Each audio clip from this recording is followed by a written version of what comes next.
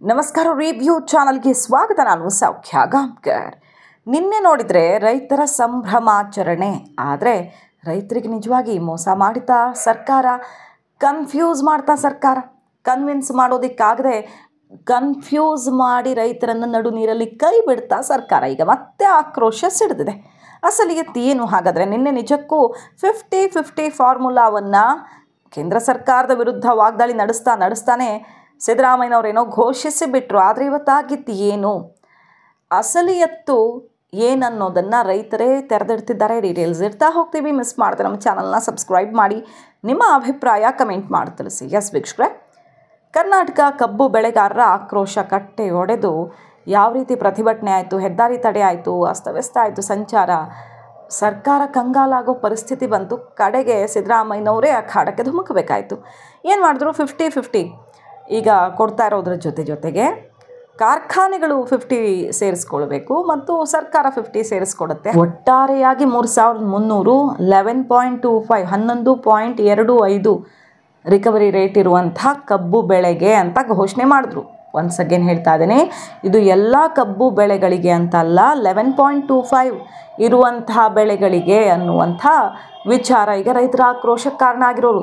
ರೈತರು ಪ್ರಶ್ನೆ ಮಾಡ್ತಿದ್ದಾರೆ, ಸರಿ ಬೆಳಗಾವಿ ಪ್ರದೇಶದ ರೈತರಿಗೇನೋ ಹೆಚ್ಚು ಕಡಿಮೆ 11.2 ಅಂದಾಜಲ್ಲಿ ಬರುತ್ತೆ. ಸೊ ಸರ್ಕಾರ ಈಗ ಘೋಷಣೆ ಮಾಡಿರೋದ್ರ ಲಾಭನಾದರೂ ಸ್ವಲ್ಪ ಮಟ್ಟಿಗೆ ಸಿಗುತ್ತೆ. ಫಸ್ಟ್ ಆಫ್ ಆಲ್ ರೈತರು ಕೇಳಿದ್ದು 3500 ಮತ್ತು ರಿಕವರಿ ರೇಟು 10.25 ಕೇಂದ್ರ ಸೆಟ್ ಮಾಡಿದ್ದು ಅದು ಇರಬಾರ್ದು, 9ವರೆಗೆ ಬರಬೇಕು ಅಂತ ಡಿಮ್ಯಾಂಡ್ ಇದ್ದಿದ್ದು ಅವ್ರದ್ದು. ಈಗ 11.25 ಇದ್ದಾಗ ಅಂತ ರಾಜ್ಯ ಸರ್ಕಾರ ಹೇಳಿದೆ. ಸೊ ಇದು ರೈತರು ಸಂಭ್ರಮಿಸೋ ವಿಷಯವಾ ಅಥವಾ ಬೇಜಾರು ಮಾಡ್ಕೊಳ್ಳೋ ವಿಚಾರನ? ರೈತರನ್ನು ಕನ್ಫ್ಯೂಸ್ ಮಾಡಿಬಿಡ್ತಾ ಸರ್ಕಾರ 9ವರೆ ಇಳಿಸ್ಬೇಕು ಅಂತ ಕೇಳ್ತಿದ್ದವರು ರೈತರು ರಿಕವರಿ ರೇಟ್ನ ಈಗ 11ವರೆ ಹತ್ತತ್ರ ಒಪ್ಕೊಳ್ಬೇಕಾ ಹಾಗಾದರೆ ಅನ್ನೋ ಪ್ರಶ್ನೆ ಒಂದು ಕಡೆ. 3300ಗೆ ನಾವು ಒಪ್ಕೊಳ್ಳಲ್ಲ, ಅಷ್ಟು ಸಾಲಲ್ಲ ಅನ್ನೋವಂಥ ಆಕ್ರೋಶ ಒಂದು ಕಡೆ. ಆದರೆ ಅದು ಸಿಗಲ್ಲ ಬೇರೆ ಕಡೆಯವ್ರಿಗೆ. ಬೆಳಗಾವಿಯವ್ರಿಗೆ ಹೆಚ್ಚು ಕಡಿಮೆ ಹತ್ತತ್ರ ಸಿಗಬಹುದೇನೋ ಕೊಟ್ಟರೆ ಎಲ್ಲ ಬಗೆಹರಿದ್ರೆ. ಆದರೆ ಬೇರೆ ಕಡೆ ಅವ್ರದ್ದು ರಿಕವರಿ ರೇಟು ಹೆಚ್ಚು ಕಡಿಮೆ ಇದೆ, 11.25 ಇಲ್ಲ, ಒಂದೊಂದು ಕಡೆ ಒಂದೊಂದು ಥರ ಇದೆ. ಹಾಗಾಗಿ ಅದು ಬೇರೆ ಜಿಲ್ಲೆಯವ್ರಿಗೆ, ವಿಜಯಪುರದವ್ರಿಗೆ, ಬಾಗಲಕೋಟೆಯವ್ರಿಗೆ, ಉತ್ತರ ಕನ್ನಡದವ್ರಿಗೆ ಇವ್ರದ್ದು ಕಥೆ ಏನು? ಅವರು ರೈತರೇ ಅಲ್ವಾ, ಅವರು ಹೋರಾಟ ನಡೆಸಿದ್ರಲ್ವಾ. ಕಲಬುರಗಿಯಲ್ಲಿ ಹೋರಾಟ ಆಯಿತು, ಬೇರೆ ಬೇರೆ ಜಿಲ್ಲೆಗಳಲ್ಲಿ ಹೋರಾಟ ಆಯಿತು. ಅವ್ರಿಗೇನು ನ್ಯಾಯ ಹಾಗಾದರೆ? ಅವರ ರಿಕವರಿ ರೇಟ್ಗೆ ಸಂಬಂಧಪಟ್ಟಂತೆ ಮಾತಾಡೋದಾದರೆ ಅವ್ರಿಗೆ ರೇಟ್ ಸಿಗಲ್ವಲ್ಲ. ಇದು ಈಗ ಸಿಡಿದಿರುವ ಆಕ್ರೋಶ. ಎಲ್ಲ ರೈತ ದೇವರುಗಳು, ಎಲ್ಲ ರೈತ ಪರ ಸಂಘಟನೆಗಳು, ಕನ್ನಡ ಪರ ಸಂಘಟನೆಗಳು, ದಲಿತ ಪರ ಸಂಘಟನೆಗಳು, ಜನಪರ ಸಂಘಟನೆಗಳು, ನ್ಯಾಯವಾದಿಗಳು ಎಲ್ಲರೂ ಕೂಡ ಇವತ್ತು, ವಿದ್ಯಾರ್ಥಿನಿ ಎಲ್ಲರೂ ಕೂಡ ಇವತ್ತು ಇದಕ್ಕೆ ಸಂಪೂರ್ಣವಾಗಿ ರಾಜ್ಯದ ಜನ ಬೆಂಬಲ ಕೊಟ್ಟು ಲಕ್ಷಾಂತರ ಸಂಖ್ಯೆಯಲ್ಲಿ ತಾವೆಲ್ಲ ಮೀಡಿಯಾ ದೇವರುಗಳು ಕೂಡ ಬೆಂಬಲವನ್ನು ಕೊಟ್ಟು ಇದು ಯಶಸ್ವಿ ಹಾದಿಗೆ ತಂದಿದೆ. ಯಾಕಂದ್ರೆ ಅವ್ರು 4-5 ವರ್ಷದಿಂದ ಶುಭಾಶಯಗಳನ್ನ ಅವ್ರಿಗೆಲ್ಲರಿಗೂ ಕೂಡ ವಿಶೇಷವಾದ ಶುಭಾಶಯಗಳನ್ನು ಕೂಡ ಹೇಳ್ತೀವಿ. ಇವತ್ತು ಪರಮ ಪೂಜ್ಯರು ಕೂಡ, ನಾಡಿನ ಎಲ್ಲ ಪರಮ ಜಗದ್ಗುರುಗಳು ಕೂಡ ನಿನ್ನ ಶಿರ್ಸೈಲ್ ಮಲ್ಲಿಕಾರ್ಜುನ ಗುರುಗಳು ಬಂದರು. ಎಲ್ಲರ ಆಶೀರ್ವಾದದಿಂದ ಇದಕ್ಕೊಂದು ದೊಡ್ಡ ಶಕ್ತಿಯಾಗಿ ಮತ್ತು ವಿಜೇಂದ್ರ ಅವರು ಕೂಡ, ನಮ್ಮ ಏನೋ BJP ಅಧ್ಯಕ್ಷರು ಕೂಡ ಇಲ್ಲಿ ಅವರೊಂದು ಸ್ವಸ್ತಿ ಇದ್ದು ಇದಕ್ಕೊಂದು ಶಕ್ತಿ ಕೂಡ ತುಂಬಿ ಹೋಗಿರ್ತಕ್ಕಂಥದ್ದು ನಾವು ಯಾರನ್ನೂ ಮರೆಯಲ್ಲ. ಯಾವುದೋ ಪಕ್ಷದಾಗಿರಲಿ ಏನೋ ಇರಲಿ, ಯಾರು ಒಳ್ಳೆಯದಕ್ಕೆ ಶ್ರಮ ಪಟ್ಟಿರ್ತಾರೆ ಅವ್ರು ನಾವು ನೆನೆಸಲೇಬೇಕು.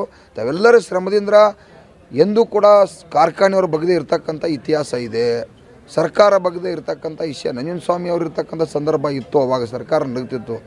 ಇವತ್ತು ತಮ್ಮೆಲ್ಲರ ರೈತರ ದೇವರ ಶ್ರಮದಿಂದ ಒಂದು ಶಕ್ತಿಯಿಂದ ಜನಾಂದೋಲನ ಆಗಿ ಇವತ್ತು ರಾಜ್ಯದ ಮುಖ್ಯಮಂತ್ರಿ ಕೂಡ ಹೆದರಿ ಸರ್ಕಾರದಿಂದ 1 ಟನ್ ಕಬ್ಬಿಗೆ ಗೌರ್ಮೆಂಟ್ಗೆ ಇಡೀ ಕಬ್ಬು ಬೆಳೆಗೆ 40 ಲಕ್ಷ ಕಬ್ಬು ಬೆಳೆಗಾರಿಗೆ 50 ರೂಪಾಯಿದಾಗೆ ಹಣ ಕೊಡಲಿಕ್ಕೆ ಒಪ್ಪುವಂಥ ಸಂದರ್ಭ ಕೂಡ ಮುಖ್ಯಮಂತ್ರಿಗೆ ಬಂತು. ಕಾರ್ಖಾನೆಯವರು ನಮ್ಮಲ್ಲಿ 3250 ರೂಪಾಯಿ ಕೊಡೋಕೆ ಒಪ್ಕೊಂಡರು. ಹೀಗಾಗಿ ಸರಾಸರಿ 3300 ರೂಪಾಯಿ, ನಮ್ಮದು 3400ಕ್ಕೆ ಬಂದು ತಂದಿಟ್ಟಿದ್ದೀವಿ. ಇನ್ನು ಹಠ ಹಿಡಿದ್ರೆ ಮತ್ತೆ ಕಬ್ಬ ತೊಂದರೆ ಆಗೋಲ್ಲ.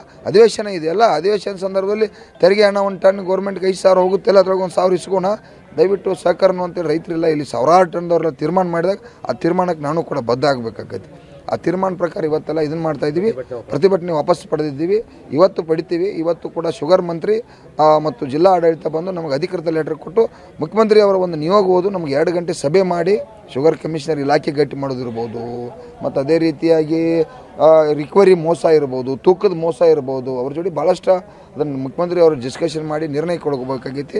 ಮತ್ತು ಇವತ್ತು ಬಾಗಲಕೋಟೆ, ಬೆಳಗಾವಿ, ಇದು ಬಿಜಾಪುರದಲ್ಲಿ ಸ್ವಲ್ಪ ಘರ್ಷಣೆ ಇದೆ. ಅವರಿಗೆ ಏನಿದೆ ಅಲ್ಲಿ ರಿಕವರಿ ಕಡಿಮೆ ಇರೋದ್ರಿಂದ ಆ ಕಾರ್ಖಾನೆಯವರು ಒಪ್ತಾ ಇಲ್ಲ. ಅದನ್ನು ಮುಖ್ಯಮಂತ್ರಿ ಜವಾಬ್ದಾರಿ. ಅವ್ರು ಒಪ್ಪದೇ ಹೋದರೆ ಮುಖ್ಯಮಂತ್ರಿ ಇನ್ನೂ 50 ರೂಪಾಯಿ ಕೊಟ್ಟಾಗುವತ್ತಾಗ ಅಲ್ಲಿ ಕೂಡ 3,300 ಕೊಡಬೇಕು.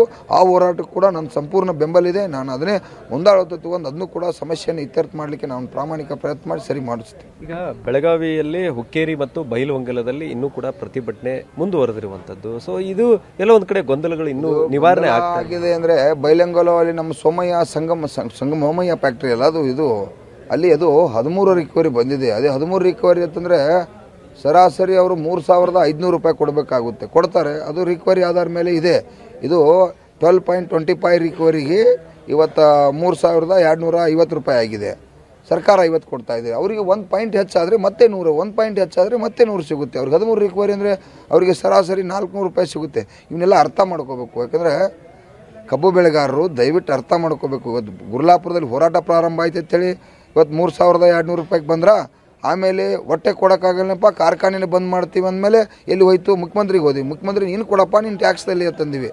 ಆಯಿತು, ಮುಖ್ಯಮಂತ್ರಿ ಒತ್ತಾಯ ಮಾಡಿ ಸರ್ಕಾರ ರೈತರನ್ನ ಕನ್ವಿನ್ಸ್ ಮಾಡೋಕ್ಕಾಗಲಿಲ್ಲ. ಸೊ ಬೆಳಗಾವಿ ರೈತರು ಹೆಚ್ಚಿನ ಸಂಖ್ಯೆಯಲ್ಲಿ ಇದ್ದಿದ್ದಕ್ಕೆ ಈ ರೀತಿ ಟ್ವಿಸ್ಟ್ ಇಟ್ಟು ಕನ್ಫ್ಯೂಸ್ ಮಾಡ್ತಾ ಅನ್ನೋದು ಈಗ ಆಕ್ರೋಶಕ್ಕೆ ಗುರಿಯಾಗಿರೋದು. ಬಾಗಲಕೋಟೆ ರೈತರೆಲ್ಲ ಮತ್ತೆ ಪ್ರೊಟೆಸ್ಟ್ ಮಾಡೋಕೆ ಇಳಿದಿದ್ದಾರೆ. ಮತ್ತು ಇದನ್ನು ಲಿಖಿತವಾಗಿ ಬರ್ಕೊಡೋ ತನಕ ಯಾರೂ ಒಪ್ಕೊಳ್ಳಲ್ಲ ಅಂತ ಬೆಳಗಾವಿ ರೈತರು ಕೂಡ ಸಂದೇಶ ರವಾನಿಸಿದ್ದಾರೆ. ಮುಖ್ಯಮಂತ್ರಿಗಳು ತಪ್ಪು ಮಾಡಿದ್ದಾರೆ ರಿಕವರಿ ರೇಟ್ ವಿಚಾರದಲ್ಲಿ ಅಂತ ಆಕ್ರೋಶ ಸಿಡಿದಿದೆ. ಹಾಗಾಗಿ ಸರ್ಕಾರ ನಿಜಕ್ಕೂ ರೈತರಿಗೆ ಹೋರಾಟ ಇಷ್ಟು ನಿರಂತರವಾಗಿ ಮಾಡಿದಂಥ ರೈತರಿಗೆ ಗಿಫ್ಟ್ ಕೊಟ್ಟಿದ್ದು ಹೌದಾ, ಸಕ್ಕರೆ ಹಂಚಿದ್ದು ಹೌದಾ, ಅಥವಾ ಸಕ್ಕರೆಯಂತೆ ಕಾಣುವಂತಹ ಕಹಿಯನ್ನು ಕೊಡ್ತಾ ಅನ್ನುವ ಚರ್ಚೆ ಈಗ ಜೋರಾಗಿದೆ. ಗೊಂದಲ ನಿವಾರಿಸಿ ಮುಖ್ಯಮಂತ್ರಿಗಳೇ ಅಂತ ರೈತರು ಕೇಳ್ತಿದ್ದಾರೆ. ಇಲ್ಲಿ ಕ್ಲಿಯರಾಗಿ ಕಾಣಿಸ್ತಾ ಇದೆ ಏನು ಅಂತ.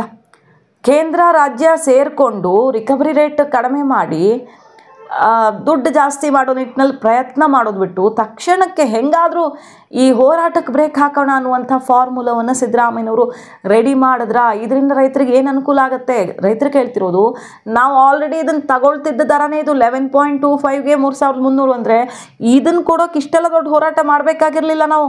ಸುಮ್ಮನೆ ಇವರು ಕಣ್ಣಿಗೆ ಮಣ್ಣು ಎರಚಿದ್ದಾರೆ ಅನ್ನೋ ರೀತಿಯಲ್ಲೂ ಆಕ್ರೋಶ ವ್ಯಕ್ತವಾಗ್ತಿದೆ. ಇದರ ನಡುವೆ ಕಾರ್ಖಾನೆಗಳಿಗೆ ಶಾಕ್ ಕೊಡ್ತಿರೋದು.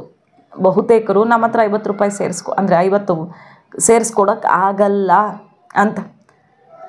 ಈಗ ರೈತರಿಗಿಂತ ನಮಗೆ ಲಾಸು ಅಂತ ನಿನ್ನೆ ಅವರು ವಾದ ಮಾಡಿದ್ರು. ಎಥನಾಲು ಮತ್ತೊಂದು ಎಲ್ಲ ಒಪ್ಕೊಳ್ಳೋಕೆ ರೆಡಿ ಇಲ್ಲ ಅವರು.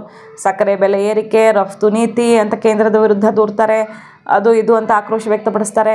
ರಿಕವರಿ ರೇಟು ಮಹಾರಾಷ್ಟ್ರದಲ್ಲೇ ಬೇರೆ, ಇಲ್ಲೇ ಬೇರೆ, ಹಾಗಿರುವಾಗ ನಾವು ಯಾಕೆ ಮಹಾರಾಷ್ಟ್ರ ಕೊಟ್ಟು ಬೆಲೆ ಕೊಡೋಕ್ಕಾಗತ್ತೆ ಅಂತಾರೆ.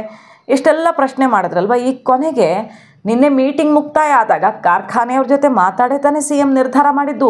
ಅದಕ್ಕೂ ಒಪ್ಕೊಳ್ಳೋಕೆ ರೆಡಿ ಇಲ್ಲ. ಈಗ ನಾವು ಕೊಡಲ್ಲ ಅಂತಿದ್ದಾರೆ. ಸರಿ, ನೀವು ಕೊಡಲ್ಲ ಅಂದರೆ 50-50 ಫಾರ್ಮುಲಾ ಮಾಡಿದ್ದು CM. ನಾವೇನು ಮಾಡಿಲ್ಲ ಆ ಫಾರ್ಮುಲಾನ. CM ಕೊಡಲಿ ಬಿಡಿ. ನೀವು ಕೊಡಲ್ಲ ಅಂದರೆ ಅವರೇ ಕೊಡ್ತಾರೆ. ಫಸ್ಟ್ ಆಫ್ ಆಲ್ ಅದು ಕೊಡ್ತಿರೋದು ಸರಿ ಇಲ್ಲ. ಅದನ್ನು ಕೊಡಲ್ಲ ಅಂದರೆ CM ನೋಡ್ಕೊಳ್ತಾರೆ. ನಾವೇನು ಮಾಡೋಕ್ಕಾಗಲ್ಲ, ಪಾಠ ಕಲಿಸ್ತೀವಿ ಅಂತ ರೈತರು ಈಗ ಸಂದೇಶ ರವಾನಿಸಿರೋದು. ತಗೊಂಡಂತಹ ನಿರ್ಧಾರಕ್ಕೆ ಫ್ಯಾಕ್ಟ್ರಿ ಮಾಲೀಕರು ನಮ್ಮ ಕೈಲಿ ಅಷ್ಟು ಕೊಡೋಕ್ಕಾಗಲ್ಲ, ನಾವು 3,200 ರೂಪಾಯಿ ಮಾತ್ರ ಕೊಡ್ತೀವಿ ಅಂತ ಹೇಳಿದರು. ಮುರುಗೇಶ್ ನಿರಾಣಿ ಅವರು ಕೂಡ ಅಸಮಾಧಾನವನ್ನು ವ್ಯಕ್ತಪಡಿಸಿದ್ದಾರೆ. ನಮಗೆ ಹೇಳಿದ್ದೇ ಒಂದು, ಇವರು ಮಾಡಿದ್ದೇ ಒಂದು ಅಂತ. ಏನಿಲ್ಲ, ಅವ್ರು ಎದುರುಗಡೆನೇ ಹೇಳಿರೋದು ಒಂದು, ಮಾಡಿರೋದು ಒಂದಲ್ಲ. ಅವ್ರು ಹೇಳಿದ್ದೀನಿ. ಅವರು ಜೂಮ್ನಲ್ಲಿ ಬಂದು ಜಿಲ್ಲಾಧಿಕಾರಿ ಹೇಳೋವರೆಗೂ ಕೂಡ ಒಪ್ಪಿರಲಿಲ್ಲ 3,200 ರೂಪಾಯಿ. ಜಿಲ್ಲಾಧಿಕಾರಿ ಬಂದು ಹೇಳಿದ ಮೇಲೆ ಒಪ್ಕೊಂಡ್ರು. ನಾನು ಭಾಳ ಸ್ಪಷ್ಟವಾಗಿ ಹೇಳಿದ್ದೀನಿ, 50 ರೂಪಾಯಿನ ಫ್ಯಾಕ್ಟ್ರಿಯವ್ರು ಕೊಡಬೇಕು, ಸರ್ಕಾರ 50 ರೂಪಾಯಿ ಕೊಡ್ತದೆ. DC ಏನು ಹೇಳಿದ್ದಾನೆ, 10.25ಕ್ಕೆ 3,100 ರೂಪಾಯಿ ಪ್ಲಸ್ 100 ರೂಪಾಯಿ. ಈಗ ನಾವು ನಿನ್ನೆ ತೀರ್ಮಾನ ಮಾಡಿರೋದು 100 ರೂಪಾಯಿ ಮೇಲೆ 10.25 ರಿಕವರಿ ಇದ್ರೆ 11.25 ರಿಕವರಿ ಇದ್ರೆ 3,200 ಪ್ಲಸ್ 3,200 ಪ್ಲಸ್ 100. DC 3,200 ಹೇಳಿದ್ರು ಬೆಳಗಾವಿ DC. ಅದ್ರ ಮೇಲೆ 100 ರೂಪಾಯಿ ಅಂದ್ರೆ 3,300 ರೂಪಾಯಿ. ಸರ್, ಆದೇಶದಲ್ಲಿ ಅದನ್ನ ಉಲ್ಲೇಖ ಮಾಡ್ತೀರಾ ಅಂತ ಸರ್? ಅವ್ರ ಮಾಲೀಕರು ಕೊಡಕ್ಕಾಗಲ್ಲ ಅಂತ ಆದೇಶದಲ್ಲಿ ಉಲ್ಲೇಖ ಮಾಡಿ ರೈತರು ಕೊಡ್ಸೋ ಕೆಲಸ ಮಾಡಿ. ಈಗ ಆದೇಶ ಇಶ್ಯೂ ಆಗ್ತದೆ, ಅಲ್ಲಿ ಹೋಗಿ ರೈತರಿಗೆ ನಮ್ಮ ಶಿವಾನಂದ ಪಾಟೀಲ್ರು ಹೋಗಿ ಅಲ್ಲೇ ಅನೌನ್ಸ್ ಮಾಡ್ತಾರೆ. ಸರ್ ಪರಪ್ಪನ ಅಗ್ರಹಾರದಲ್ಲಿ ನೀರು ಮತ್ತೆ ವಿದ್ಯುತ್ ಮೇಲೆ ರಿಯಾಯಿತಿ ಕೊಟ್ಟರೆ ಮಾತ್ರ ತೆರಿಗೆ ಕಡಿಮೆ ಮಾಡಿದ್ರೆ ಮಾತ್ರ ನಾವು ಸರ್ಕಾರದ ಆದೇಶ ಅದಕ್ಕೆ ಮೀಟಿಂಗ್ ಮಾಡ್ತೀನಿ ಅಂತ ಹೇಳಿದ್ದೀನಿ. ನಿಮ್ದೇ ಜಾಸ್ತಿ ಆಗ್ಬಿಟ್ಟದ್ರಿ. ಸಭೆ ಆದ್ಮೇಲೆ ನೀವು ಯಾರ ಪರ ನೀವು ಹೇಳೋದು? ರೈತರ ಪರನ ಯಾರ ಪರ ನೀವು? ರೈತರ ಪರನೇ ಸರ್. ಶುಗರ್ ಫ್ಯಾಕ್ಟ್ರಿ ಪರ ಇದ್ದ ಕಾಣಿಸುತ್ತೆ ನೀನು. ಶುಗರ್ ಫ್ಯಾಕ್ಟ್ರಿ ಪರ ಇದ್ದ ಕಾಣಿಸುತ್ತೆ ನೀನು. ಸರ್ಕಾರ ಅಸಲಿಗೆ ಈಗ ಸುತ್ತಿ ಬಳಸಿ ಹೊಡಿತಿದೆಯಾ ರೈತರಿಗೆ ಅನ್ನುವ ಅನುಮಾನ ಶುರುವಾಗಿದೆ, ಆಕ್ರೋಶ ಎದ್ದಿದೆ. ಮಾಹಿತಿ ಇಷ್ಟ ಆಗಿದ್ರೆ ಮಿಸ್ ಮಾಡದೆ ನಮ್ಮ ಚಾನಲ್ನ ಸಬ್ಸ್ಕ್ರೈಬ್ ಮಾಡಿ, ನಿಮ್ಮ ಅಭಿಪ್ರಾಯ ಕಮೆಂಟ್ ಮಾಡಿ ತಿಳಿಸಿ. Thank you.